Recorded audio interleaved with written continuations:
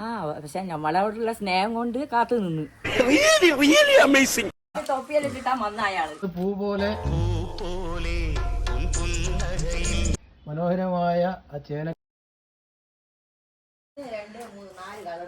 ഇതെന്താ സംഭവം? അത് കുമ്മില ചേന കുഴിച്ചിട്ട് ഞാന് തതിക്കൊല്ലം കേൾക്കാൻ പറയുന്നു.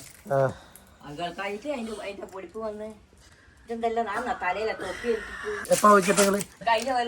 കഴിഞ്ഞ കൊല്ലം ചേന കുഴിച്ചിട്ടതാ. ഈ കൊല്ലം കിളക്കാത്തോണ്ട് അത് വേറെ രൂപത്തിലായിട്ട് എന്തെല്ലോ അതിൻ്റെ ഉള്ളിൽ നല്ല കളർഫുൾ ആണ് അല്ലേ? കുഴിച്ചിട്ടിട്ട് ഒരു വർഷത്തോളായി. അത് ഈ കൊല്ലം കിളക്കേണ്ട സമയമായല്ലോ. കിളക്കാത്തോണ്ട് പൊടിച്ചു വന്നത് ഇങ്ങ ഈ കോലത്തില്. ഉമ്മ കുഴിച്ചിട്ടതാ അത്. അതിനെ കളിച്ചില്ലല്ലോ. അപ്പൊ നമ്മുടെ സ്ഥലത്തിലെ തൊപ്പിയെല്ലാം ഇട്ടിട്ടാ വന്ന അയാള്. 6-7 സ്ഥലത്തില്ലാത്തോണ്ട് ഇതൊരു സുന്ദരക്കുട്ടൻ പറ്റി വേറൊരു വെറൈറ്റി സംഭവമായിട്ട് മാറി. ഒരു വെറൈറ്റി കാഴ്ച.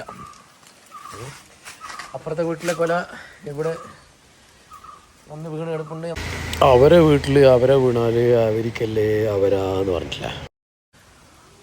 അപ്പൊ അങ്ങനെയൊക്കെയുള്ള ഇതിങ്ങനെ നല്ലോണം കിളക്കണ്ടേനു. കിളച്ചാൽ വലിയ ചേന കിട്ടിയിരുന്നു. അങ്ങനെ നമ്മൾ പൂ പോലെ മനോഹരമായ ആ ചേന കെട്ടിട്ടുണ്ടാവുന്ന വിചാരിച്ച് അതിപ്പോൾ പൊരിച്ചെടുത്തു. അല്ല കുഴിച്ചെടുത്തു. പൊരിച്ചെടുത്തു എന്ന് വെച്ചാൽ നമ്മൾ നെയ്യിട്ട് പൊരിക്കുന്ന പറയാം അല്ലേ? അതൊന്ന് മണ്ണിന്ന് കുഴിച്ചെടുത്തു. 1 വർഷത്തോളമായി കുഴിച്ചിട്ടില്ല.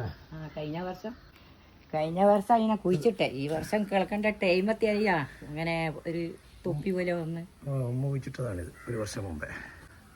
നിലയിൽ കണ്ട. ഓക്കെ, 1 വർഷം മുമ്പ് ഉമ്മ കുഴിച്ചിട്ടാണ്. കിട്ടുകൊണ്ടല്ലേ ഒരു കൊല്ലം ലാലിങ്ങനെ അല്ലേ? പക്ഷെ നമ്മളോടുള്ള സ്നേഹം കൊണ്ട് കാത്തു നിന്ന്. സ്നേഹമുള്ള ചേന, സ്നേഹമുള്ള ചേന.